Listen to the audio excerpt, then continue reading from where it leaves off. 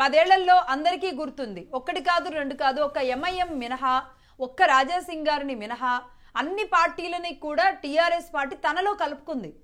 కానీ ఇప్పుడు మాత్రం ఇంత పెద్ద యుద్ధం చేస్తుంది. సరే, ఏ పార్టీ ఫిరాయింపుల చట్టం అనేది ఉంది కాబట్టి ఖచ్చితంగా దానికి అనుకూలంగానే హైకోర్టు కూడా దానికి తీర్పు ఇచ్చిన పరిస్థితిని మనం చూస్తున్నాం. ఎందుకు అంత అక్కసు ఆవేశంగా చాలా టఫ్ ఫైట్ ఇవ్వడానికి ఇందులో ఎందుకున్నారు? ఉప ఎన్నిక రావడమే లక్ష్యంగా ముందుకెళ్తున్నారా? ఇప్పుడు రాజ్యాంగ స్ఫూర్తిగా పోవడాన్ని, రాజ్యాంగబద్ధంగా పోవడాన్ని అక్కసు అనుకుంటే దాన్ని మనం ఏం చేయగలుగుతాం లక్ష్మి గారు? ఆ రాజ్యాంగబద్ధంగా ఆనాడు ఉంది, ఈనాడు ఉంది. ఆనాడు ఉన్నటువంటి పరిస్థితుల్లో శాసనసభ పక్షం విలీనం అనేది రాజ్యాంగబద్ధమైంది. దాన్ని వ్యతిరేకంగా చేయలేదు. ఆనాడు చేసిన బీఎస్పీ పార్టీ విలీనమైన, టీడీపీ పార్టీ విలీనమైన, కాంగ్రెస్ పార్టీ శాసనసభ పక్ష విలీనమైన రాజ్యాంగబద్ధంగా జరిగినటువంటి విషయాలు అవన్నీ. కానీ ఇప్పుడు అట్లా లేదు కదా. ఇప్పుడు మరి 2/3 మెజార్టీతో జాయిన్ అయ్యే వాళ్ళు లేరు కదా. మీలాంటి జర్నలిస్టు ఆలోచన చేయాల్సిన అవసరం, చెప్పాల్సిన అవసరం ఉంది. ఇప్పుడు ఆనాడు జరిగినటువంటి వాటిని ఈనాడు చూపించి గతంలో ఎప్పుడు జరిగినట్టుగా బీఆర్ఎస్ పార్టీ వైపు ఇప్పటికీ కూడా ఇంకా మేము ప్రభుత్వంలో ప్రతిపక్షంలో ఉన్నామండి. ఇప్పటికి కూడా అన్ని పార్టీలు అందరూ మామిని టార్గెట్ చేసి మాట్లాడడం ఎంత సమంజసమండి? ఇక్కడ జరగలే కదా, ఆంధ్రప్రదేశ్ జరిగినాయి కదా, అక్కడ జరిగినాయి కదా, ప్రతి ఒక్క దగ్గర జరిగినాయి. కానీ నేను అదే చెప్తాను, ఒక్క నిమిషం మేడం. నేనేమంటానంటే ఇప్పుడున్నటువంటి పరిస్థితుల్లో కాంగ్రెస్ పార్టీ విధానం ఏంటంటే, రాహుల్ గాంధీ గారు పార్లమెంట్ సాక్షిగా ప్లకార్డులు పట్టుకొని ఎప్పుడైతే పార్టీ ఫిరాయింపులు చేస్తారో వారిని అనర్హులో ప్రకటించాలని చెప్పి వారి యొక్క యుద్ధం చేస్తున్నారు, లేకపోతే ఒక ఉద్యమం చేస్తా ఉన్నారు వారి పార్టీ నాయకులే. కానీ వారి యొక్క రాష్ట్ర పార్టీ నాయకత్వం మాత్రం ఇక్కడ రోజుకొకరిని ఎమ్మెల్యేగా తీసుకొని కన్నులు మార్చే ప్రయత్నం చేస్తూ ఉంది, పార్టీ ఫిరాయింపులు ప్రోత్సహిస్తూ ఉంది. దీన్ని ఏమంటారు? రాజ్యాంగబద్ధంగా మేము పోరాడతాం, జరుగుతూ ఉంది, అది జరుగుతూ ఉంది. కనీసం ఒక పార్టీకి ఒక నిర్ణయం లేదు కదా. పార్టీ నిర్ణయాలు కూడా వాళ్ళు చేసే పరిస్థితి లేదు కదా. అంటే వారి జాతీయ నాయకత్వం ఒక రకంగా మాట్లాడుతుంది, రాష్ట్ర నాయకత్వం ఒక రకంగా మాట్లాడుతుంది. ఇట్లాంటి పార్టీలన ఈ రోజు మనం మార్పు అని తీసుకొచ్చుకుందని చెప్పి ప్రజలు ఈ రోజు ఆలోచన పడరు కదా. దీనికి అందరికి కారణం ఎవరు అంటే, పార్టీకి ఒక విధానం లేదు, పార్టీకి ద్వంద్వ నీతి ఉంది. సరే, కోర్టుకి వెళ్ళారు వరకు. కానీ నిన్న పాడి కౌశిక్ రెడ్డి గారు మాట అన్నారు, ఏంటి దాను నాగేందర్ గారిని హైదరాబాద్ వీధుల్లో ఉరికించి కొడతామని. అక్కడ దాకా ఎందుకు పీక్స్కి వెళ్తున్నారు? డెఫినెట్ గా మాటకు మాట ఉంటుందండి. మాటకు మాట ఎందుకు ఉండదు అంటే, మేమేం చేత కాకుండా లేదు కదా. వారు అన్న మాటలేంది? వారు అసెంబ్లీ సాక్షిగా మాట్లాడినప్పుడు ఎందుకు మరి ఈ రకంగా వ్యవహరించలేదు ఎవరు? ఎందుకు ఈ రకంగా వ్యతిరేకించలేదు ఎవరు? అసెంబ్లీలో మాట్లాడినటువంటి మాటలను కూడా పట్టించుకోలేదు. ఈ రోజు వారి మాటలు వారు తిప్పికొడితే, అంటే ఆనాడు అసెంబ్లీ సాక్షిగా ఏ రకంగా అయితే మాట్లాడిండో, అసెంబ్లీలో ఆ రకంగా మాట్లాడిన కదా, రేపు రాబోయే రోజుల్లో ఉరికిస్తాం నిన్ను వీధుల్లో, ఖైరతాబాద్ వీధుల్లో, మిమ్మల్ని మా కార్యకర్త గెలిపిస్తే మళ్ళీ మీరు అన్యాయం చేసి మళ్ళీ మా అమ్మని అసెంబ్లీ సాక్షిగా నోటుకొచ్చి మాట్లాడుతూ ఉన్నారు కదా, రండి రేపు ఉపయోగంగా తెలుసుకుందాం అని చెప్పి మాట్లాడారు. తప్పేముంది దాంట్లో? ప్రజాస్వామ్యయుద్ధంగా మాట్లాడినాం కదా, ప్రజాస్వామ్యాన్ని తెలుసుకోని చెప్పినాం కదా. మేము వెళ్ళింది కోర్టు న్యాయబద్ధంగానే వెళ్ళాం కదా, న్యాయస్థానాలకు వెళ్ళినాం కదా. మేమైతే ఎవరిని రువాబు చేయలేదు, ఎవరిని బెదిరించలేదు, ఎవరిని ఇష్టం మాట్లాడలేదు కదా. మేము న్యాయస్థానం ప్రకారంగా ఇచ్చిన తీర్పుని శిరసా వహిస్తాము. ఒకవేళ ఉప ఎన్నికలు జరిగినట్లయితే రాబోయే రోజుల్లో డెఫినెట్ గా ఉప ఎన్నికలు జరుగుతాయి. జరిగినట్లయితే మాత్రం మిమ్మల్ని ఖైరతాబాద్ వీధిలో ఏ రకంగా చేయాలనేది మాకు అందరూ తెలుసు అన్న విషయాన్ని మా యొక్క కార్యకర్తలు కాదు, పాడి కౌశిక్ రెడ్డి గారు కానీ ఎవరైనా కానీ మేమందరూ అదే డిమాండ్ చేస్తా ఉన్నాం.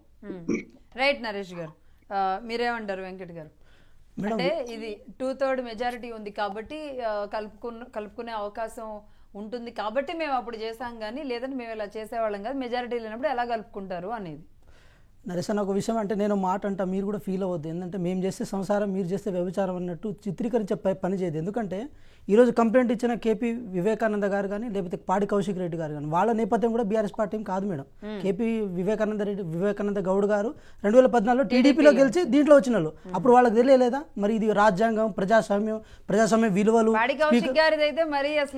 ఇక పాడి కౌశిక్ రెడ్డి గారు దాను నాగేందర్ గారిని తిడుతున్నారు అని అంటే వాళ్ళేదో కొత్తగా ఉన్న విషయం కాదు. ఎందుకంటే గవర్నర్ గారిని వాళ్ళు గవర్నర్ గారి పట్ల అసభ్యంగా మాట్లాడారు, సీతక్క గారి పట్ల అసభ్యంగా మాట్లాడారు, మరి ఇంకెవరి పట్ల అయినా అసభ్యంగా మాట్లాడారు. ఎన్నికల ముందు పాడి కౌశిక్ గారు ఆయన కాంగ్రెస్ లో ఉంటూ బీఆర్ఎస్ పార్టీకి సపోర్ట్ చేస్తున్నారన్న లీక్స్ బయటకు ఎమ్మెల్సీ పదవి కోసం కేసీఆర్ గారి మోచేతి నీళ్లు తాగడం కోసం వాళ్ళు వెళ్ళారు. మేమేం దాన్ని రాజకీయంలో సరే ఏ నిర్ణయమైనా తీసుకోవచ్చు, ఎటైనా వెళ్ళొచ్చు కాక, అది దానికి పరిధులు అంటూ ఉండవు. కానీ మేడం నేను మాట చెప్తున్నా, 2014లో వీళ్ళు చేసిన దుశ్చర్య, 2018లో వీళ్ళు చేసిన దుశ్చర్య, 2014లో అయితే తెలంగాణ పునర్నిర్మాణం కోసంలో భాగంగా మేము ఎమ్మెల్యేలను తీసుకున్నాము, మా పార్టీ నిలబడాలని చెప్పి అనుకున్నారు. ఎందుకంటే వాళ్ళకి 63 స్థానాలు ఉండే కాబట్టి. మరి 2018లో 88 స్థానాలతో అత్యధిక మెజార్టీతో మీకు అవకాశం ఇచ్చిన తర్వాత 105కు తీసుకుపోవాల్సిన అవసరం ఏమొచ్చుండే? అంటే అప్పుడు ప్రజాస్వామ్యం గుర్తు రాలేదా? అప్పుడు రాజ్యాంగం గుర్తు రాలేదా? మీరు ఎట్లాగో దళితులను ముఖ్యమంత్రి చేయలే, ఒక దళిత నేతను మేము సిఎల్పి నేతగా మేము ఉంచినాం. ఆ సిఎల్పి నేతను కూడా అక్కడి నుంచి ఆ హోదాను తీసేసారంటే మీ కుట్రకోణం ఏంటో తెలుస్తుంది కదా. ఇంకో ఆశ్చర్యం ఏముంటుందంటే వీళ్ళ ప్రజాస్వామ్యం గురించి వీళ్ళు మాట్లాడుతుంటే వేదాలు అంటే దయాలు వేదాలు వాళ్ళు ఇచ్చినట్టు ఉంటుంది. ఎంఐఎం అంట ఏది అసెంబ్లీలో ఏమో ప్రతిపక్షం అంట, బయట మిత్రపక్షం అంట. అట్లా కుదురుతుంది మేడం? అంటే ఏ బేస్ మీద కుదురుతుంది? 2017లో సంపత్ గారిని కోమటిరెడ్డి వెంకటరెడ్డి గారిని సస్పెండ్ చేసినప్పుడు ఇదే హైకోర్టు మొట్టికాయలు వేసింది. మరి అప్పుడు చర్యలు తీసుకోలేదే, అంటే అప్పుడు గుర్తు రాలేదు ఇవన్నీ. సో ఇవన్నీ మేము ఎందుకు అంటున్నాం అంటే మేము కూడా 2014, 2009 డిస్కస్ చేయమంటే రాజశేఖర రెడ్డి గారి హయాంలో ఏమైంది అన్న ఒక విషయం చెప్తా అన్న, నేను ఇదే అంటున్నా అన్న, నేను ఇదే అంటున్నా. నరసన్న మీరు మాట్లాడినప్పుడు నేను ఒక్క మాట కూడా మాట్లాడలేదు. ముందుకు పోయినాము ఇవన్నీ నరేసన్న మీరు మాట్లాడినప్పుడు నేను మాట్లాడలేదు. ఒకసారి నా వర్షం నాకు చెప్పనియండి. ఇప్పుడు ఈరోజు హైకోర్టు చెప్పింది కూడా స్పీకర్ గారు నిర్ణయం తీసుకోవాలి. ఇప్పుడు పార్టీ ఫిరాయింపుల చట్టం ప్రకారం షెడ్యూల్ 10 ప్రకారం స్పీకర్ తీసుకునేది డిస్క్రిషనరీ పవర్స్ మేడం, అంటే విచక్షణ అధికారాలను నియంత్రించడం కానీ గైడ్ చేయడం మాత్రమే ఉంటుంది. కానీ దాన్ని రెగ్యులేట్ చేసే బాధ్యత కోర్టుకు ఉండనప్పుడు కోర్టు ఇచ్చిన అంశాలని ఉప ఎన్నికల వరకు పోయారంటే అది మీ భ్రమ, దాన్ని మేమేం చేసేది లేదు. కానీ 2023లో మా ప్రభుత్వం ఏర్పడిన తర్వాత 64 స్థానాలతో మా ప్రభుత్వం ఏర్పడిన తర్వాత కూలిపోతుంది రాలిపోతుందని చెప్పి పనికిరాని స్టేట్మెంట్ మొత్తం ఇచ్చి ప్రజాప్రభుత్వాన్ని, ప్రజల చేత ఎన్నుకోబడ్డ ప్రభుత్వాన్ని అభద్రతా భావం వైపు నెట్టింది మీరు కాదా? అప్పుడు మేమేం చేయాలి మరి? ఇప్పుడు మా ప్రభుత్వాన్ని మీరు అందుకే అంటే ఆ బలం కోసమే తీసుకుంటున్నారా? అది కావచ్చు. ఇంకో మ్యాటర్ కూడా చెప్తున్నా మేడం. మొన్న జరిగిన పార్లమెంట్ ఎలక్షన్స్ తర్వాతనే చేరికలు బలం చేకూర్చాయి మేడం. అంతకుముందు పెద్దగా చేరికలు లేవు. ఎందుకు బలం చేకూర్చాయంటే మీకు అంటే బీఆర్ఎస్ పార్టీ, బీజేపీ పార్టీ ఈ రెండు ముసుగులో గుద్దులాట్లాగా ఒక్కొక్కటి ఒక అండర్స్టాండింగ్ వచ్చినప్పుడు ఆటోమేటిక్గా వాళ్ళకు 0 స్థానాలకు పడిపోయినాయి. వాళ్ళ ఓట్ షేర్ మొత్తం బీజేపీ పోయినప్పుడు ఆటోమేటిక్గా బీఆర్ఎస్ పార్టీ ఎమ్మెల్యేలు ఏమని ఆలోచిస్తారు మేడం? ఇక్కడ మాకు ప్రొటెక్షన్ లేదు, కేటీఆర్ గారు, హరీష్ రావు గారు, కేసీఆర్ గారి నాయకత్వంలో మేము బలం చేకూర్చలేమని చెప్పి ఇటు వచ్చారు. వాళ్ళకు కారణం ఉన్నప్పుడు ఆ కారణాన్ని మనం తప్పు పట్టాల్సిన అవసరం ఉండదు కదా. ఈరోజు పిటిషన్ వేసిన వాళ్ళకే కారణం. ఒక్కొక్కరికి 10 కోట్లు బేరం పెట్టి కొన్నారు అనేది ప్రధాన ఆరోపణ మేడం. ఆ అవసరం మాకు లేదు. మేము ఇంకో విషయం చెప్తున్నాం మేడం. తెలంగాణ రాష్ట్రంలో 2014 తర్వాత నారాయణఖేడ్ ఉప ఎన్నికలు స్టార్టింగ్లో జరిగినాయి మేడం. నారాయణఖేడ్ ఉప ఎన్నికల నుంచి పాలేరు ఉప ఎన్నికలు, నాగార్జున సాగర్ ఉప ఎన్నికలు, హుజురాబాద్ ఉప ఎన్నికలు, హుజూర్ నగర్ ఉప ఎన్నికలు, ఇలా ప్రతి ఉప ఎన్నికల్లో వార్డు సభ్యుల నుంచి మొదలు పెడితే సర్పంచ్, ఎంపీటీసీలు, ఉప సర్పంచులు, జెడ్పీటీసీలు, ఎంపీపీలు, దాంతోపాటు జెడ్పీ చైర్పర్సన్లు వీళ్ళందరినీ కొనుగోలు చేసి మా పార్టీలో వస్తే అభివృద్ధి జరుగుతుందని చెప్పి, పార్టీ మారితేనే అభివృద్ధి జరుగుతుందని చెప్పి ఒక రాంగ్ పర్సెప్షన్ క్రియేట్ చేసింది ఎవరు మేడం? మేమా లేకపోతే వాళ్ళ? అంటే పార్టీ మార్పు అనేది గ్రౌండ్ లెవెల్ నుంచి పైసలు ఇచ్చి దాన్ని పైసలు బేరమాడి చేసింది వాళ్ళు కదా మేడం. కాంగ్రెస్ పార్టీ పైసలు ఇచ్చి బేరమాడి నాయకులను కొనేంత స్థితిలో కాంగ్రెస్ పార్టీ లేదు మేడం. ప్రజాస్వామ్యం గురించి కాంగ్రెస్ పార్టీకి కొత్తగా చెప్పాల్సిన అవసరం కూడా లేదు. చిరంజీవి గారికి యాక్టింగ్ గురించి, ప్రజాస్వామ్యం గురించి కాంగ్రెస్ పార్టీకి చెప్పాల్సిన అవసరం లేదు. మేమేమంటున్నామంటే మీరు ఈరోజు ఏదో మీకు బాధ కలిగినట్టు, మీకు ఏదో ఇబ్బంది కలిపినట్టు మీరు మాట్లాడుతున్నారు కదా. అదే ఇబ్బంది 2014లో ఈ పార్టీ కలిగింది, అదే ఇబ్బంది 2018లో ఈ పార్టీ కలిగినప్పుడు మీకు గుర్తు రాలేదు ఇవన్నీ. సో కాబట్టి మీ మనసాక్షికి తెలుసుకోండి. ఈరోజు కేసు వేసిన వాళ్ళు కూడా వాళ్ళ అవసరాల కోసం పార్టీ మారిన వాళ్ళే. వాళ్ళు మళ్ళీ కేసు వేయడం అంటే అది దేనికి దారి తీస్తుంది? ఈ తెలంగాణ ప్రజాస్వామ్యానికి, తెలంగాణ ప్రజలకు ఏం మెసేజ్ ఇద్దాం అనుకుంటారు అది కూడా మీరు క్లారిటీ ఇవ్వండి. రైట్ నరేష్ గారు, ఇది ఆయన అడుగుతున్న డౌట్స్. ఒక నిమిషం మీరు లైన్లోనే ఉండండి. శ్రీనివాసరావు గారు మీరేమంటారు? ఇక్కడ న్యాయస్థానాల జోక్యం ఇందాక మిత్రుడు చెప్పినట్టుగా సూచన వరకే ఉంటుందండి, ఆదేశాలు అయితే ఇవ్వలేరు. ఎందుకంటే డిస్క్రిప్షన్ పవర్స్ ఉన్న స్పీకరు, రాజ్యాంగబద్ధ పదవి, షెడ్యూల్ 10 ప్రకారం ఆయన విచక్షణ అధికారం మీద ఆయన నిర్ణయాలు ఆధారపడతాయి. కాబట్టి కోర్టు ఆదేశాలు ఇవ్వలేదని నేను భావిస్తా ఉన్నాను. అయితే వీళ్ళు కొత్తగా ప్రయత్నం చేశారని మాత్రం అనుకోవచ్చు. ఎందుకంటే ఈ వాదన వాళ్ళ ఆరోపణలో ప్రజల్లోకి విస్తృతంగా వెళ్ళడానికి అవకాశం వచ్చింది. కానీ ఇందాక మిత్రుడు చెప్పినట్టుగా ఎవరు, ఏ పార్టీ కూడా, ఏ నాయకుడు కూడా ఈ రకమైన ఎదుటి పార్టీ మీద ఆరోపణలు చేయలేరండి. ఎందుకంటే చాలా నుంచి చూస్తున్నాం, ఒక 20 సంవత్సరాల నుంచి ఈ పార్టీలు మారటం, ఫిరాయింపులు అనేటువంటి జుగుప్సాకరంగా ఉంటున్నాయి. అది ఎవరన్నా ఏ పార్టీ అన్నా కానివ్వండి, అది ఏ అవసరం కానివ్వండి, ప్రభుత్వాలు నిలబెట్టుకోవడానికా లేకపోతే ఎదుటి పార్టీని బలహీనపరచడానికి అనేటువంటి పక్కన పెడితే ఈ పార్టీ ఫిరాయింపులు నేను స్వయంగా చూశానండి. నేను ఆ లైఫ్ ఫాలో అయ్యాను. 2014 ఎన్నికల తర్వాత ఒక నాయకుడు వాళ్ళ పార్టీ ఆఫీస్ ముందు మాట్లాడి ఆ పార్టీ సమావేశంలో కూర్చుని నా నా నా ప్రయాణం ఈ పార్టీతోటే, నేను చనిపోతే కూడా ఈ జెండా కప్పి పంపించాలి నన్ను అని చెప్పి అతను ఇంటికి చేరకుండా దారిలో ఉండగానే స్క్రోలింగ్ వచ్చి అతను పార్టీ అక్కడ జాయిన్ అవుతున్నాడు. ఒక అరగంటలో ఆ పార్టీలో జాయిన్ అవుతాడు. ఇలాంటి దృశ్యాలు అనేకం చూసాము. కాబట్టి మనకు అలవాటు పడిపోయాం. కాబట్టి మనం దాని గురించి ఎక్కువగా చింతించాల్సిన అవసరం లేదు. ఈ కాంగ్రెస్ పార్టీ టిఆర్ఎస్ పార్టీకి బాధ ఉంటుంది. ఎందుకంటే తెలంగాణ సాధించాం, మేము పోరాడాం. నిజంగానే కేసీఆర్ గారి పరిపాలన సామాన్యుడికి నిజంగానే ఏమి ఇబ్బంది కలగలేదండి. కాబట్టి వాళ్ళు మరి ఎందుకు ఓడిపోయావు అనేటువంటి బాధ ఉంటుంది. కానీ దాని వెనక అనేక అంశాలు ఉంటాయి. అంటే సామాన్యుడు ఒకలాగా ఆలోచిస్తాడు, ఈ ప్రాంతంలోనే అంటే ఇక్కడ సరే గెలుపోటములు పక్కన పెడదామండి. ఇప్పుడు వెంకట్ గారు మాట్లాడింది విన్నాం, పదే పదే కూలిపోతుంది అని స్వయంగా పెద్ద నాయకులే మాట్లాడిన సందర్భాలు ఉన్నాయి. ఒకటి. రెండవది ఇంకొకటి, ఈ మీ పార్టీలోకి వచ్చిన కడియం శ్రీహరి గారు కూడా మాట్లాడారు 8 నెలల క్రితం. కడియం శ్రీహరి గారు కూడా అన్నారు. అంటే సరే ఆ రోజు అంటే విభేదాలు అంటే ఒక మాట నేను చెప్పాలి సార్. అంటే సార్ మీ పర్మిషన్తో సార్ ఒక విషయం ఏంటంటే మేడం, 2019లో మీకు కారు సారు 16 సర్కార్ అని చెప్పి నినాదంతో కేసీఆర్ గారు వెళ్తున్నప్పుడు ఆ నినాదాన్ని బలం చేకూర్చడం కోసం ముందే అందరినీ తీసుకున్న పరిస్థితి ఉండే. కానీ మేము ఆ తప్పు చేయలేదు మేడం. మేము పార్టీ చేయి గుర్తు మీద మేము వెళ్ళాలనుకున్నాం, వెళ్ళాం. కానీ వాళ్ళ యొక్క 0 స్థానాలకు పడిపోవడం కారణం చేత వాళ్ళు వచ్చారు. సో మనం ఈ క్లారిటీ కూడా తీసుకోవాలి. ఇప్పుడు మీరు చెప్పండి, మేము వాళ్ళని ప్రలోభ పెట్టో లేకపోతే మాయ చేసి కొనుగోలు చేసే ప్రయత్నం చేసినావా, లేకపోతే వాళ్ళ పార్టీ యొక్క విధానాలు పార్టీ యొక్క ప్రోగ్రెస్ని చూసి వాళ్ళు మా పార్టీలోకి వచ్చారని చెప్పి మనమే నిర్ణయించుకోవాలి. మన విచక్షణకి అది ఎవరైనా ఏ పార్టీ మారినా అదే చెప్తారండి. నేనేమంటున్నా, కడియం శ్రీహరి గారు కాంగ్రెస్లోకి రాకముందు అంటే తొలినాళ్లలో కాంగ్రెస్ గెలిచిన తర్వాత కూలిపోతుందన్న ఓపెన్గానే స్టేట్మెంట్ ఇచ్చారనేది గుర్తు చేస్తున్నా.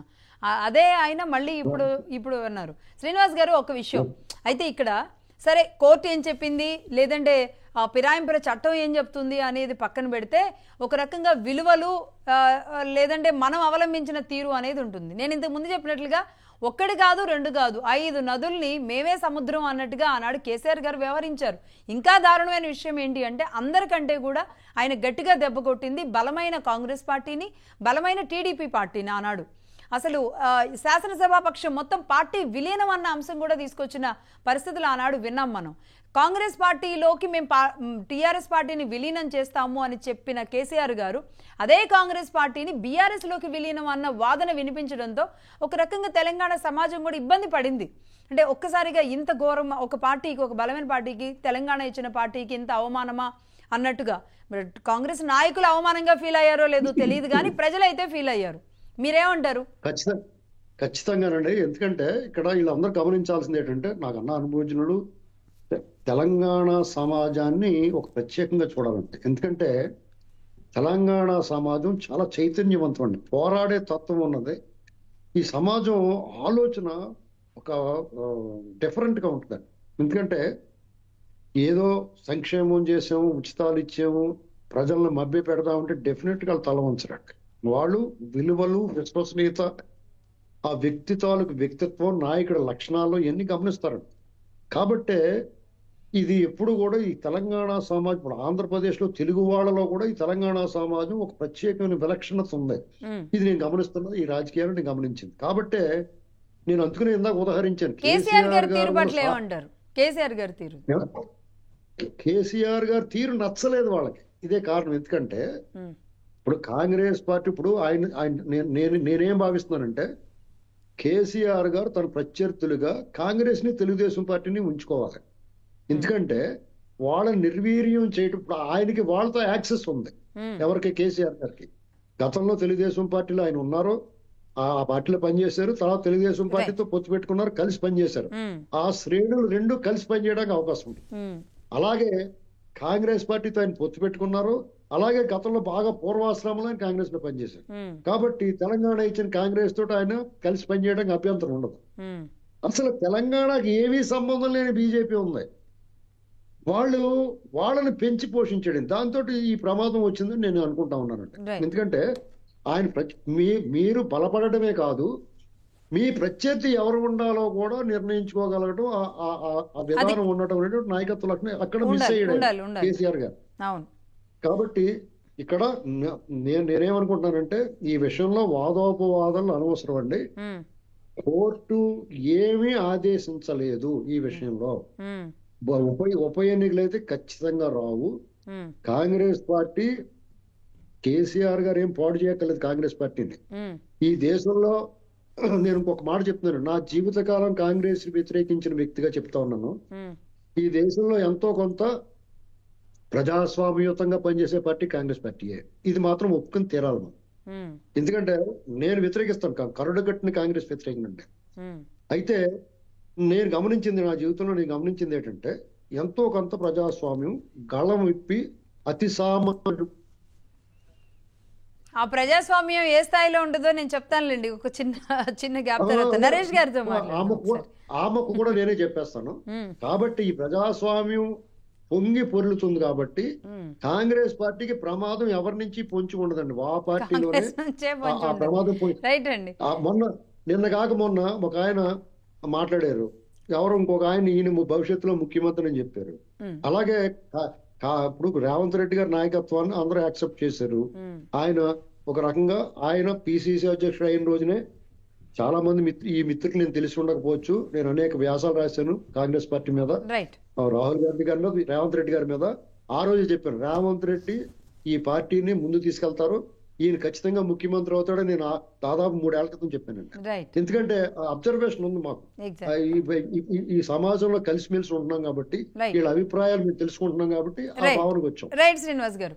నరేష్ గారు చెప్పండి. నరేష్ గారు, వెంకట్ గారు చెప్పినట్టుగా ఏదో అన్నారు ఆయన, మేం చేస్తే ఒకటి మీరు చేస్తే ఇంకోటా అని. పార్లమెంట్ ఎలక్షన్ తర్వాత జాయిన్ అయ్యారు. పార్లమెంట్ ఎలక్షన్స్ తర్వాత ఒక అభద్రతా భావానికి గురైన ఎమ్మెల్యేలు తప్పనిసరిగా అధికార పార్టీలోకి వెళ్లారు, ఈ పార్టీలో ఏం లేదనేది నమ్మారు అని. కానీ మీరు ఉప ఎన్నికలే లక్ష్యంగా ఉన్నారు, కానీ రాదు అనేది కూడా మీకు తెలిసే ఇంత పెద్ద యుద్ధం ఎందుకు చేస్తున్నారు? వెంకట గారు సరే మిత్రుడు, మేధావే, మంచిది, జ్ఞానేనే, కానీ ఒక్కోసారి మిస్ అయినట్టుగా పార్లమెంట్ ఎలక్షన్ జరగలేదు లక్ష్మి గారిది. పార్లమెంట్ ఎలక్షన్ జరిగింది 13th May.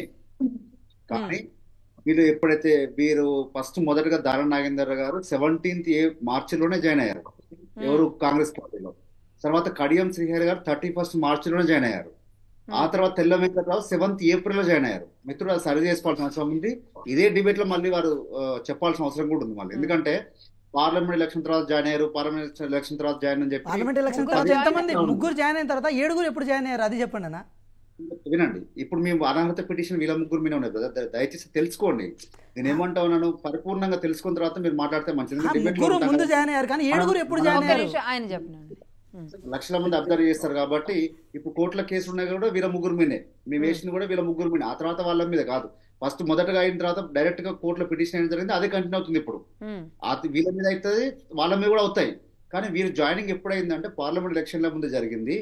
కనీసం అంటే ఈ పార్లమెంట్ ఎలక్షన్ లో కూడా మీకు అభ్యర్థులు లేక మా పార్టీ నుంచి గెలిచిన నాయకుల మీద వారి కుటుంబ సభ్యులు మీరు పోటీ చేపించి కుటుంబ పార్టీ అనే ముద్ర వేసి మీరు రాజకీయం చేసిన సందర్భాలు మేము చూసినాము, గతంలో చూసినాము, మొన్న చూసినాము.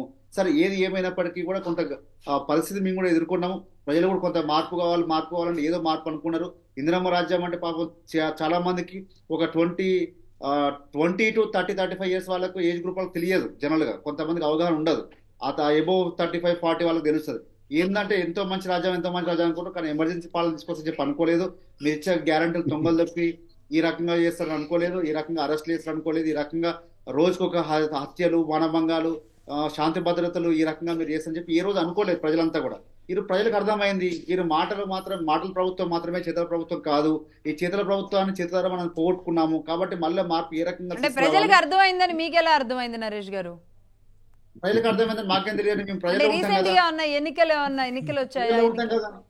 లేదండి, మేము ప్రజల్లో ఉంటాం కదా, ప్రజలు ఉంటాం కాబట్టి మాకు ప్రజలు తెలుస్తుంది. వాళ్ళు ప్రజలు ఉంటారు కదా, కాబట్టి మార్పు తీసుకున్నారు.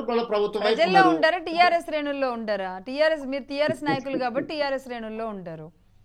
అంటే ఒక పార్టీ అధికారంలోకి వచ్చిన తర్వాత కనీసం ఏడాది, ఇప్పుడు కేసీఆర్ గారు అధికారంలోకి వచ్చిన తర్వాత ఒక్క పార్టీ కూడా గప్చుప్ మనలేదండి. అందరూ అంటే అలా ఆయన ఉండగలుగుతున్నారనో లేదంటే ఆయనకు అవకాశం ఇద్దామనో తెలంగాణ వచ్చింది కాబట్టి కాస్త సెంటిమెంట్గా ముందుకు ఆయన ఫక్త్ రాజకీయం చేస్తానని చెప్పి ఆయన ఎన్నికల్లోకి వెళ్ళారు. ఇక్కడ నుంచి ఉద్యమ పార్టీ కాదని చెప్పి అయినప్పటికీ కూడా రాజ్యాంగ అది రాజకీయ పార్టీగా చూడలేదు. ఆయన ఒక సెంటిమెంట్గా చూశారు. ఆయన తెలంగాణ గాంధీ అన్నారు. అన్ని పార్టీల వాళ్ళు అవునన్నా కాదన్నా కొందరు డైరెక్ట్గా కొందరు ఇండైరెక్ట్గా కూడా బాగానే ఉన్నారు. కానీ ఒక రేవంత్ రెడ్డి గారు లాంటి వాళ్ళు గ్రౌండ్ నుంచి వచ్చిన నాయకుడు, సరే ఏ పార్టీ నుంచి వచ్చినా నిలబడ్డారు, ముఖ్యమంత్రి అయ్యారు. వాళ్ళు మీరేం విధానాలు అవలంబించారు అవి కొన్ని తీసుకుంటున్నారు, కొన్నిటిని హైడ్రా రూపంలో మీరు చేయలేని కూడా మంచి పనులు చేస్తున్నారు. ఎందుకు ఒక అవకాశం ఇవ్వలేకపోతుంది టీఆర్ఎస్ పార్టీ? ఎందుకు ఆ పెద్దరికాన్ని ఎందుకు చూపించుకోలేకపోతుంది? మేము అవకాశం ఇవ్వట్లేం కదండి. మీరు 5 ఏళ్ళు పరిపాలించండి, మాకు డేవన్ అభ్యంతరం లేదు. నుంచి కూలడం అనే కదా మాట్లాడుతున్నారు. లేదు మీ మాట కాదు, వాళ్ళు అనుకున్న మాట నాది. రేవంత్ రెడ్డి గారి మీద ఇప్పుడు పెద్దలు చెప్పారు కదా రాజకీయ విశ్లేషకులు, కాంగ్రెస్ పార్టీని ఎవరో కూల్చాల్సిన అవసరం లేదు, ఆ పార్టీ నాయకులు చాలు, ఆ పార్టీ నాయకులు వేసుకుంటారని చెప్పి దాంట్లో మా ఇన్వాల్వ్మెంట్ ఏం లేదు. మీలాంటి జర్నలిస్ట్ వాళ్ళ ఇల్లు మరి కూలిపోతుంది అంటారు, వాళ్ళు అదంటారు, అభద్రతా భావంతో ఉంటే జరగవచ్చు, దానికి ఏమని చెప్పి మేము అంటాం. ప్రతిపక్ష పార్టీగా మాకు మీరు ఇదే అనాలని చెప్పి మీరు ఎట్లా డిక్టేట్ చేస్తారండి? మేము ఎట్లా మాట్లాడారు మీరు డిక్టేట్? రాజకీయ పార్టీగా మేము అనొచ్చు ఖచ్చితంగా అంటాం. మేము ఇప్పుడు వారికి రాజకీయ అభద్రత ఉంది, రాజకీయాల్లో వాళ్ళు ఏమైతే తెలియట్లేదు, ఆ పార్టీ నాయకులు ఈ పార్టీ నాయకులు తీసుకునే ప్రయత్నం చేశారు. ఆ మధ్య కాలంలో ఏం మాట్లాడారండి? మొత్తం శాసనసభ పక్షం మొత్తం విలీనం అయిపోతుంది, నా రాబోయే 4 రోజులు అంతా జరిగిపోతుంది అన్నారు. మరి ఎక్కడైంది? ఏమైంది? పార్టీ నాయకులు మా ఎమ్మెల్యేలు మాతో ఉన్నారు కదా. అంటే మరి వాళ్ళన్న మాటలు మనం ఎందుకు పట్టించుకోవట్లేము? శాసనసభ పక్షం మొత్తం పోతుంది, మొత్తం మా దాంట్లో కలుస్తున్నప్పుడు ఏ నాయకుడు మాట్లాడరు, ఏ మీడియా మాట్లాడదు. కానీ మేము మాత్రం వాళ్ళ ప్రభుత్వం కూలిపోయే అవకాశాలు ఉన్నాయి మాత్రం మమ్మల్ని ఇప్పటికి కూడా ఇంకా దాన్ని వ్యతిరేకిస్తూనేమో మాట్లాడుతూ ఉంటారు. ఇదొక న్యాయం అండి. నేను ఒకటే మాట ఏం చెప్తా ఉన్నానంటే, ప్రజల్లో మేము ఉన్నాం, ప్రజలకు అర్థమవుతా ఉంది. మీకు చెప్పిన మాట కాదు, సంవత్సరం వెళ్ళేసరికి మీరు ఎందుకు మాట్లాడతారు అంటే సంవత్సరం టైం అడగలే అన్న. ఒక మాట నరసన ఒక మాట, ఒక చిన్న క్వశ్చన్ నరసన మీరే క్లారిటీ ఇవ్వాలి. విషయం ఏంటంటే, మీరు 2018లో అధికారంలోకి వచ్చిన తర్వాత మీరు క్యాబినెట్ విస్తరణ ఎప్పుడు చేశారు? మొదటగా ప్రమాణ స్వీకారం చేసింది మహమూద్ అలీ గారు, కేసీఆర్ గారు. ఒక్క క్యాబినెట్ మీటింగ్ కూడా జరగలేదు. దాదాపు 8 నెలల పాటు పార్లమెంట్ ఎలక్షన్స్ అయ్యేంత వరకు ఒక క్యాబినెట్ మీటింగ్ జరగలే, ఒక క్యాబినెట్ నిర్ణయాలు తీసుకోలే. అంటే మీరు ఆ 6 నెలలు కానీ 7 నెలలు కానీ డెవలప్మెంట్ మొత్తం మర్చిపోయారా? కానీ అలా మేము చేయలేదు కదా మేడం. ఇప్పుడు 2018లో వాళ్ళ పరిస్థితి చూసుకుంటే కనీసం మిమ్మల్ని సంవత్సరం వరకు పలకరించడానికి కూడా రాలే. కానీ మీ సోషల్ మీడియా విషయం వెళ్ళగలుగుతుంది, లేస్తే విషయం వెళ్ళగలుగుతుంది. హైడ్రా పేరు మీద హరీష్ రావు గారు చెరువుల పునరుద్ధరణలో భాగంగా మిషన్ కాకతీయ అని చెప్పి 1000 కోట్లు ఖర్చు చేస్తే దాని మీద పెద్ద పెద్ద ఆర్టికల్ రాస్తారు. ఆర్టికల్ భాగంగా చెరువుల పునరుద్ధరణ జరగాలంటే, పరిరక్షణ జరగాలంటే ఈ చుట్టుపక్కల ఎంక్రోచ్మెంట్స్ కానీ బఫర్ జోన్స్ కానీ వాటన్నింటినీ నియంత్రించే పని చేయాలని చెప్పి వాళ్ళు ఒక పక్క ఆర్టికల్స్ రాస్తారు. ఈ రోజు మేము దాన్ని ఇంప్లిమెంట్ చేస్తామని దాని మీద విషయం వెళ్ళకే ప్రయత్నం చేస్తారు. ఇదంతా ఏంటంటే మేడం, అధికారం కోల్పోయినప్పటి నుంచి వాళ్ళకు ఒక ఫ్రస్ట్రేషన్. 10 సంవత్సరాలుగా ఈ తెలంగాణ రాష్ట్రాన్ని దోచుకోవడానికి ఒక మార్గం మేము ఎంచుకున్న తర్వాత ఇప్పుడు దోచుకోవడానికి మార్గాలు మూసుకోకపోగా మళ్ళీ మా కార్యకర్తలు మా నాయకులు మా మీదే మళ్ళీ ఇబ్బంది పడే ప్రయత్నం చేస్తున్నారని చెప్పి వాళ్ళు ఏదో సోషల్ మీడియాలో ఒకప్పుడు వాట్సాప్ యూనివర్సిటీ అని చెప్పి బీజేపీ ఉండే, అది ఇప్పుడు వీళ్ళకు పాకింది. వీళ్ళు కూడా అట్లే తయారయ్యారు. వీళ్ళు ఎంతలా తయారయ్యారు అంటే మీరు ఒకటి చెప్పాలి, మీ సోషల్ మీడియా సంబంధించిన కన్వీనర్ మన్నే క్రిషాంక్ అన్న ఉస్మాన్ యూనివర్సిటీ లెటర్ని కూడా ఫేక్గా క్రియేట్ చేసిండు ఆయన. ఇప్పుడు అబద్ధం అతికినట్టు చెప్పాలి. ఏదైనా చేసేటప్పుడు ఒక ఏమంటారు దొంగతనం చేసినా కూడా ఇది పనివంతులు చేస్తేనే మంచిగా ఉంటుంది. రైట్. ఇక్కడ సోషల్ మీడియా కానీ లేదంటే కాంగ్రెస్ తనని తానే ఇది చేసుకుంటుంది అన్న దాని గురించి నేను మిమ్మల్ని ఒకటి అడుగుతాండి. సరే, ఇది ఇప్పుడు ప్రస్తుతానికి మీరు అన్నట్లుగా స్పీకర్ విచక్షణ అధికారాల మీద డిపెండ్ అయి ఉంటుంది. మరి కోర్టు ఇచ్చిన దాన్ని స్పీకర్ ఎంతవరకు పాటిస్తారు? 4 వారాల తర్వాత 4 రోజుల తర్వాత పాటించకపోతే మళ్ళీ బీఆర్ఎస్ ఏం చేస్తుంది? ఈ లోపుగా మరి మీరు ఎలా ముందుకెళ్తారు అనేది సరే యాజ్ పర్ ప్రొసీజర్ మీరు దాన్ని బట్టి ముందుకెళ్తారు. ఇక్కడ నేను ఒక అంశం గుర్తు చేస్తున్నాను. ఇంతకుముందు అడిస్మల్ గారు అన్నట్లుగా కాంగ్రెస్ పార్టీ తనను తానే ఇబ్బంది పెట్టుకునేలాంటి పరిస్థితులు ఉంటాయి. గతంలో కూడా చూసాను. రాజశేఖర రెడ్డి గారు అధికారంలోకి వచ్చిన తర్వాత కాస్త వెంకటస్వామి గారి దగ్గర నుంచి కానీ లేదంటే ఇలాంటి నాయకుల నుంచి ఎప్పుడైనా విమర్శలు వచ్చినప్పుడు దాన్ని దానం నాగేందర్ గారు లాంటి వాళ్ళు కానీ లేదంటే అక్కడ ఏపీలో జేసీ దివాకర్ రెడ్డి గారు లాంటి వాళ్ళు ఇలాంటివి వచ్చినప్పుడు ఆయన దాన్ని కంట్రోల్ చేస్తూ నడిపిన ఒక కాంగ్రెస్ సీఎం ఎవరన్నా ఉన్నారంటే రాజశేఖర రెడ్డి గారు మాత్రమే. రేవంత్ రెడ్డి గారు కూడా ఆ పాత్ర పోషించగలుగుతారు, అందరినీ కలుపుకొని పోతారు. ఇలాంటి దాన్ని ఆయన సప్రెస్ చేస్తారా, బుజ్జగిస్తారా, ఏదో చేస్తారని అందరూ అనుకున్నారు. కానీ ఈసారి ఏ ఎమ్మెల్యే కానీ ఏ మినిస్టర్ కానీ ఏ ఎంపీ కానీ కూడా విమర్శలు ఈ 100 రోజుల్లో అసలు ఎక్కడా కూడా అంత జాగ్రత్తగా వెళ్తున్నారు. ఒకరినొకరు గౌరవించుకుంటూ వెళ్తున్నారు. అక్కడ కోమటిరెడ్డి గారి దగ్గర నుంచి ఇక్కడ పొంగులేటి శ్రీనివాసరెడ్డి గారి వరకు అలా నడుస్తుంది. కానీ నిన్న మీరు చూసారో లేదు, తీన్మార్ మల్లన్న గారు ఆయన ఎమ్మెల్సీ మీ పార్టీ నుంచే ఆయన సోషల్ మీడియా విషయంలో ముఖ్యమంత్రి గారు అంటే కాంగ్రెస్ పార్టీ అధికారంలోకి రావడానికి కారణం రేవంత్ రెడ్డి తీన్మార్ మల్లన్న అని డైరెక్ట్గా పోలింగే పెట్టారు. దీన్ని ఎలా చూడాలి? ఇంతకంటే ఘోరం ఉంటుందా? మేడం నేను మాట చెప్తా, అంటే ఆ విషయం చెప్తూనే నేను ఇంకో విషయం కూడా చెప్తా. ఇందాక మీరు వర్డ్ యూజ్ చేశారు, సప్రెషన్ అనేది.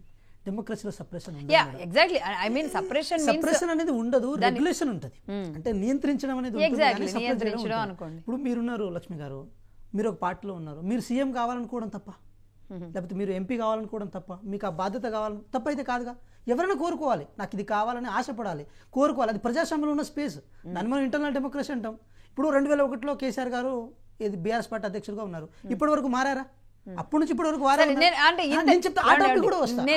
నేను ఆ టాపిక్ అడుగుతున్నాను, ఎందుకంటే మనకు సమయం ఉండదు.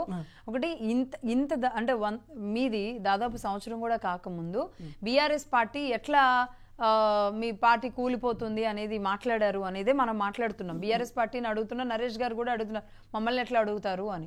అడిగినప్పుడు అడుగుతాం, కానీ ఏకంగా మీ పార్టీ ఎమ్మెల్సీఏ ఓపెన్ గా పోలింగ్ పెట్టారు కదా, దాన్ని ఎలా చూస్తారు మీరు? మేడం తీన్మార్ మల్లన్న గారి విషయంలో అంటే నేను ఒక పార్టీగా కాకుండా ఇండివిజువల్గా నేను మాట చెప్తున్నాను ఏంటంటే, వారిని పార్టీ గెలిపించుకుందా లేకపోతే పార్టీని వారు గెలిపించారని చెప్పి మళ్ళీ మనమే ఒకసారి ఆలోచించుకుందాం. 2014 వాళ్ళు ఓడిపోయారు, తర్వాత జరిగిన ఎన్నికలు ఓడిపోయారు, తర్వాత మళ్ళీ ఇండిపెండెంట్ గా పోటీ చేశారు, బీజేపీకి వెళ్ళినట్టున్నారు, బీజేపీకి మళ్ళీ వెళ్ళారు, తర్వాత ఇండిపెండెంట్ గా నిలబడ్డారు, కొంచెం వెనక ముందైంది. మళ్ళీ మొన్న గెలవడానికి ప్రధాన కారణం కాంగ్రెస్ పార్టీ, అది వాళ్ళ మనసాక్షి కూడా తెలుసు.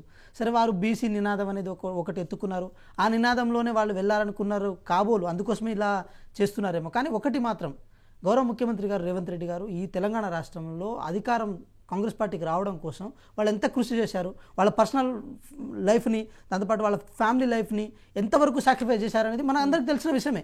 కాబట్టి తీన్మార్ మల్లన్న గారి యొక్క మాటలు ఏదైతే ఉందో, వారి రాజకీయ ఎత్తుగడలో భాగంగా వాళ్ళ రాజకీయ చతురత కోసం, వారి ఎగ్జిస్టెన్స్ కోసం మాట్లాడిన మాట. ఆయన యూట్యూబర్స్ ని మొన్న ల్యాండ్స్ ఇచ్చిన క్రమంలో యూట్యూబ్ల విషయంలో రేవంత్ రెడ్డి గారు మాట్లాడిన దానికి ఏం చెప్తున్నారంటే, యూట్యూబ్ తీన్మార్ మల్లన్న ఒక నిరసన గళం వినిపించినప్పుడు మాత్రమే కేసీఆర్ వ్యతిరేకత అనేది ప్రారంభమైంది, కాబట్టి ఆది నుంచి నేను మాత్రమే దీన్ని నడిపించాను, రేవంత్ రెడ్డి గారు దేని లేదు అనేది. ఇప్పుడు నేను ఉస్మానియా యూనివర్సిటీ స్టూడెంట్ మేడం, మేము రోడ్ల మీదకి వచ్చినాం, చదువులను వదిలేసి మరి రోడ్ల మీదకి వచ్చి మేము కొట్లాడినాం.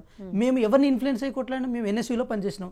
కాంగ్రెస్ పార్టీ ఇన్ఫ్లుయెన్స్ అయ్యి కొట్లాడినామా లేకపోతే తీన్మార్ మల్లన్న గారిని ఇన్ఫ్లుయెన్స్ అయ్యి కొట్లాడినామా?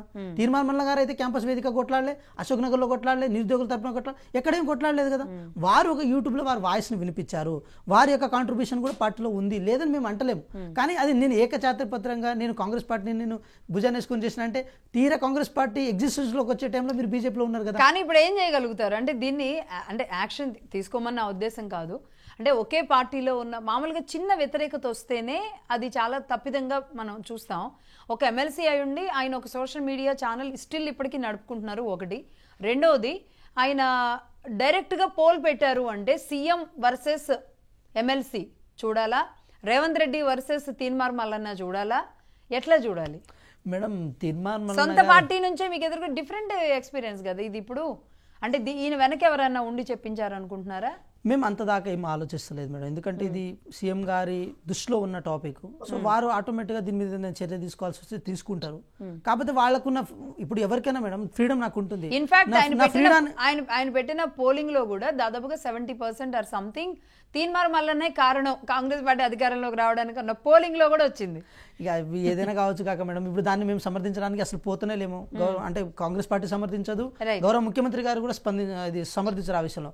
కానీ వారి ఎగ్జిస్టెన్స్ కోసం పార్టీని డిఫెన్స్ లో పడేసే ప్రయత్నం కనుక చేయాల్సి వస్తే మరి ఎవరైనా సరే వారిని పార్టీ ఏ నిర్ణయమైనా తీసుకుంటది. వాళ్ళకు గారు మీరేమంటారు ఈ ఇష్యూలో? ఇప్పుడు కాంగ్రెస్ పార్టీ అధికారంలోకి ఎలా వచ్చింది, ఎందుకు వచ్చింది అనేటువంటి దాని నా దగ్గర సమాధానం ఉందండి. ఏంటంటే, తెలంగాణ సాధనలో ఉద్యమించి తెలంగాణ సాధకుడిగా కేసీఆర్ గారికి 2 సార్లు అవకాశం ఇచ్చారు ఈ తెలంగాణ సమాజం. అదే క్రమంలో తెలంగాణ ఇచ్చిన కాంగ్రెస్ కి అవకాశం ఇవ్వాలనుకున్న కారణం ఏంటంటే, ఈ తెలంగాణ ప్రజల కృతజ్ఞతాభావం ఉంది, దశాబ్దాల కళ నెరవేర్చిన ఘనత కాంగ్రెస్ కాబట్టి వాళ్ళు ఆ విశ్వాసం చూపించుకున్నారు. ఇది కాంగ్రెస్ పార్టీ ఖచ్చితంగా అధికారంలో వచ్చిందంటే, అయితే ఆ పార్టీ ఒక రకంగా 4 వైపులా లాగుతంతో ఒక నిలబడి కలబడే నాయకుడు ఎవరన్నా ఉంటారా అని ఆ శ్రేణులు గాని ప్రజలు గాని ఆలోచించినప్పుడు రేవంత్ రెడ్డి గారు కరెక్ట్ గా టైంకి వచ్చాడు. కాబట్టి ఇదంతా కూడా టైమింగ్ అంటారు. అంటే రేవంత్ రెడ్డి గారిని చూసే గెలిపించుంటారంటారా? తీన్మార్ మల్లన్న చూసి గెలిపించుంటారంట. రేవంత్ ఖచ్చితంగా అడిసిమల్ శ్రీనివాసరావు లేకపోతే తీన్మార్ మల్లన్న లేకపోతే అక్కడ కూర్చున్న ఒకళ్ళిద్దరు వల్ల కాంగ్రెస్ పార్టీ ఖచ్చితంగా గెలవదండి. ఎందుకంటే నేను చెప్పిన ప్రధాన కారణం తెలంగాణ తెచ్చిన కేసీఆర్ గారికి 2 సార్లు అవకాశం ఇచ్చాం. తెలంగాణ ఇచ్చిన కాంగ్రెస్ అధికారంలో తెచ్చుకోవాలనేటువంటిది భావన ప్రధానం. తర్వాత ఆ కాంగ్రెస్ పార్టీని ఏకతాటి మీద ఎవరు నడిపించగలరో, అందరూ కలిసి ఒక దారిలోకి ఎలా తీసుకురాగలరు, నిలబడి ఎవరు కలపడగలరు, వాళ్ళ ఇంటెన్షన్ చూస్తారు. అంటే కేసీఆర్ గారి మీద నిజంగా వైరం ఎవరికి ఉంది అనేటువంటిది గమనించి రేవంత్ రెడ్డి ఖచ్చితంగా అతనికి వైరం ఉంది, అది కూడా గమనిస్తారు ప్రజలు. అంచేత రేవంత్ రెడ్డి వెనకాల ర్యాలీ అయిందని చెప్పి నేను భావిస్తాను. అవును, సిన్సియర్ గా ఫైట్ చేస్తున్నది ఎవరు, డమ్మీగా ఫైట్ చేస్తున్నారు చేయి గుర్తు మీద మీదనే తెలంగాణ పార్టీ ఫిరాయింపుల నుంచి చేంజ్ అయింది సబ్జెక్ట్. మీరే పదే కాంగ్రెస్ లో ప్రజాస్వామ్యం అంటున్నారు కాబట్టి మరి దానికి వెంకట్ గారే డైలమాలో పడ్డట్టున్నారు. ఇలాంటి పరిస్థితి ఎదురొచ్చిందని. నరేష్ గారు మీరేమంటారు దీని మీద? రైట్, కట్ అయినట్టుంది, మీరే చెప్పండి మేడం. విషయం ఏంటంటే దీని కాంగ్రెస్ పార్టీ ఇప్పటికిప్పుడే ఎదురైన పరిస్థితుల్లో రేవంత్ రెడ్డి గారు దీన్ని ఎలా టేకప్ చేయగలుగుతారు? మేడం, ఇప్పుడు ఈ విషయాన్ని అయితే మేము భూతద్దంలో పెట్టి చూస్తలేము. ఎందుకు చూస్తలేము అంటే దేనైనా ఒక చర్య జరగడానికి అది అంటే కాన్సన్ట్రేట్ పెరిగితే మేము చర్య తీసుకోవడానికి వీలు ఉంటుంది. కానీ అది కాన్సన్ట్రేటెడ్లో ఉందా, లేకపోతే వాళ్ళకి ఏమైనా ఉద్దేశం ఉందా, వాళ్ళ ఉద్దేశాలు వాళ్ళ లక్ష్యాలు తెలుసుకోకుండా కాంగ్రెస్ పార్టీ గుడ్డికి ఒక నిర్ణయం తీసుకోవడానికి పోదు.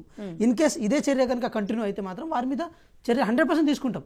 ఎట్ ద సేమ్ ఇంకోటి విషయం ఏంటంటే మేడం, తెలంగాణ రాష్ట్రంలో బీజేపీని కాంగ్రెస్ పార్టీని ఇది ఓ తోలుబొమ్మలాగా ఆడిచ్చే ప్రయత్నం కేసీఆర్ చేస్తాననుకున్నప్పుడు కాంగ్రెస్ పార్టీ విజృంభణ దశలో వచ్చేసి మొత్తం విద్యార్థులు కానీ లేకపోతే నిరుద్యోగులు కానీ అందరికీ రోడ్ల మీదకి వచ్చి బీఆర్ఎస్ పార్టీకి వ్యతిరేకంగా కొట్లాడడంలో రేవంత్ రెడ్డి గారిని స్ఫూర్తిగా తీసుకొని మేము కొట్లాడగలిగినాము. రేవంత్ రెడ్డి గారి స్ఫూర్తితోనే కాంగ్రెస్ పార్టీలో గల్లీలో ఉన్న కార్యకర్తలు కూడా బయటకు వచ్చి కొట్లాడి ఉత్సాహం వచ్చింది. సో అది అందరికి తెలిసిన విషయమే. ఈ రోజు 64 స్థానాలు కూడా కాంగ్రెస్ పార్టీ గుర్తు మీదే వచ్చింది మేడం.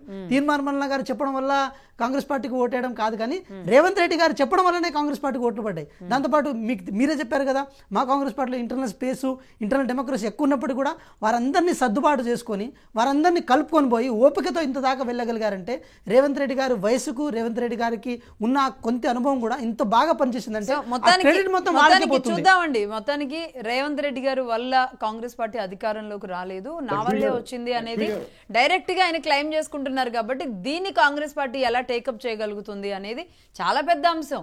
దీన్ని ఖచ్చితంగా బీఆర్ఎస్ పార్టీ కూడా అనుకూలంగా మలుచుకుంటుంది. చూద్దామండి. థ్యాంక్ యూ అడిసిమల్ గారు, వెంకట్ నాయక్ గారు, నరేష్ గారు.